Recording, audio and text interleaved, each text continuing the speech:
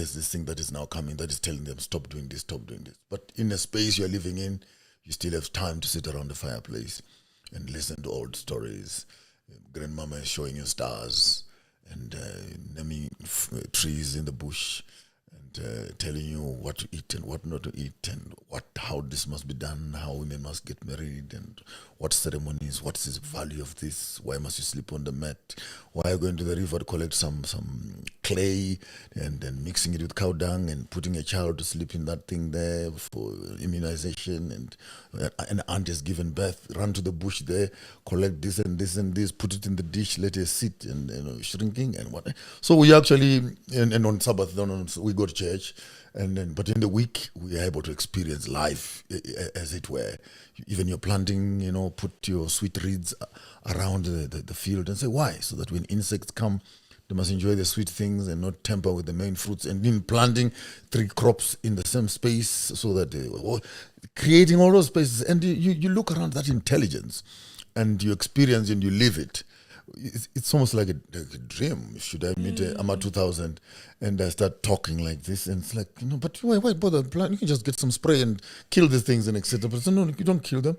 There's an ecology that you create. So spirituality for me has not been a schizophrenic environment where you are this over the weekend. Oh, let's dress up, let's go for church. Then you soup up nicely.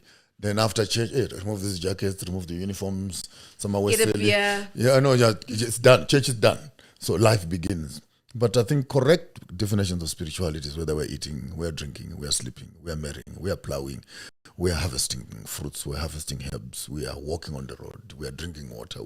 Everything has a spiritual significance to it. You pour water a bit, you drink something like this, you bring me water, you take a sip first, then you give me also to drink. And when you're eating, the adults must stand first, the younger ones must remain. And when there's a big piece of meat, the older brother takes the big piece, then he distributes it to the younger guys who get the smaller piece, and so they're sharing and eating in one big plate. And there is so much we grew up under. You just need to get your bottle and then you go heading cattle, because in the bush there you're able to milk some cows and then get some wild fruits, the baobabs, make your own yogurts, and then eat. You come back home for supper with 1 meal a day, and it's not an abuse. I went to school with peanut butter on my hand. Grandma will be grinding, just scoops up a big whipping wooden spoon, splash it on my hand and say, boy, go to school, sprinkle some salt there.